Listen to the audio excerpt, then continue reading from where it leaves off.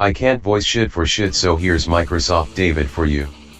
For the most part, I'm going to be referencing a time when there was virtually no regulation on businesses, the Gilded Age, mostly pulling from the book, New Spirits, Americans in the Gilded Age, 1865 to 1905. The employees were largely at the mercy of their employers. For companies like Pullman Rail, Carnegie Steel, and near coal mines, there were places called company towns. Virtually everything in the town was owned by the employer of the residents, who could only buy from the company store, which was also owned by the factory/mine owner.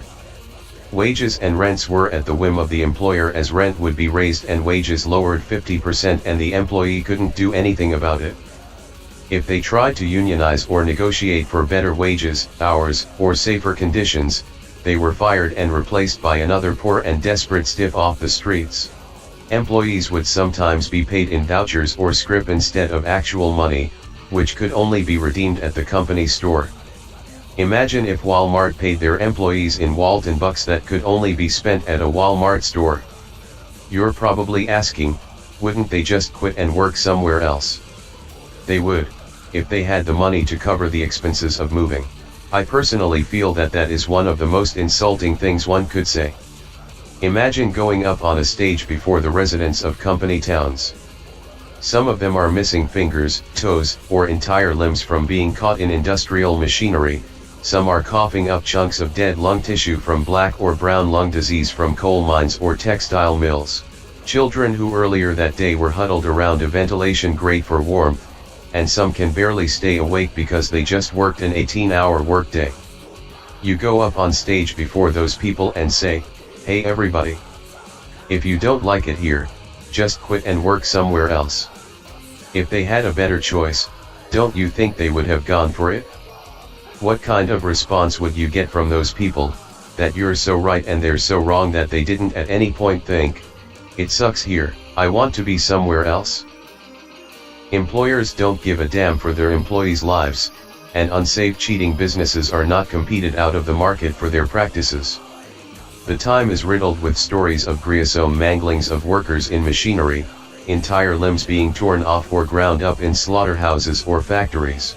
In one instance, a woman was an employee at a laundromat. She'd worked 16 hours that day and her hand-eye coordination was so marred that she got her hand caught in the washing machine and lost it. When she went to the employer for compensation, he simply said she was drunk and that it was her fault. No arbitrator firm or mediator company came to her aid. It wasn't as if she could afford a lawsuit anyway with a laundromat's pay. In an anarcho-capitalist society, there are evidently no Miranda rights as dictated by the state, and all of the arbitrator firms are making up their own rules as to what is fair and just. No appointed attorney if you cannot afford one, and if you can't afford a legal defense or crime insurance, or can't afford to prosecute if you're the victim, you're fucked. Among the brake operators on railroad cars, there was a 14% injury or death rate, and the rail companies kept lobbying the government to not implement any new safety regulations. Train riders also didn't protest for employee safety, and kept using the trains. After Upton Sinclair published The Jungle, you could use that as an example of a public outcry for meatpacking safety reform. However, it wasn't because the people felt sorry for the employees, but because The Jungle said that human body parts were accidentally ground up in the burgers. He said in disappointment about the book that, "I aimed at the public's heart, and by accident I hit it in the stomach."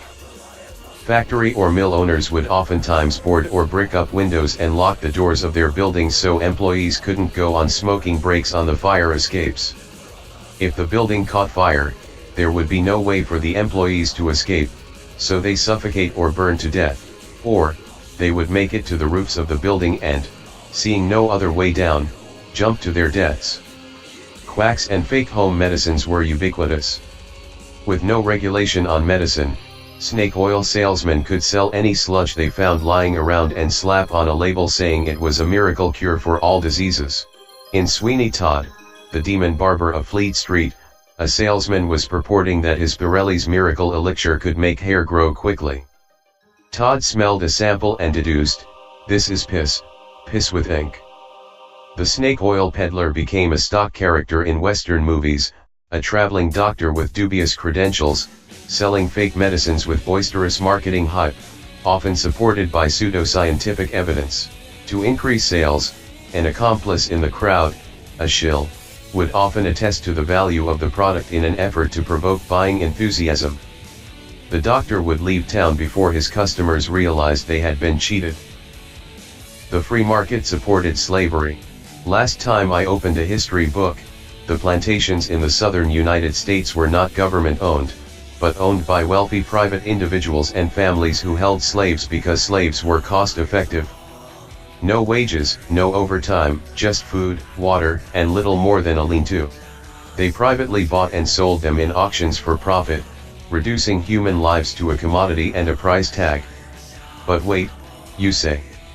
The coercive governments of African and Arab kingdoms helped sell their own people into slavery. To which I say, yes they did, because the private plantation owners created the market for slaves with their demand. But wait, again. The Industrial Revolution was in high gear. Machines would have phased out slavery. To which I say, probably. Or the slave owners would simply take away the slaves' hoes and cotton sacks, and put them into the ginning rooms and textile mills.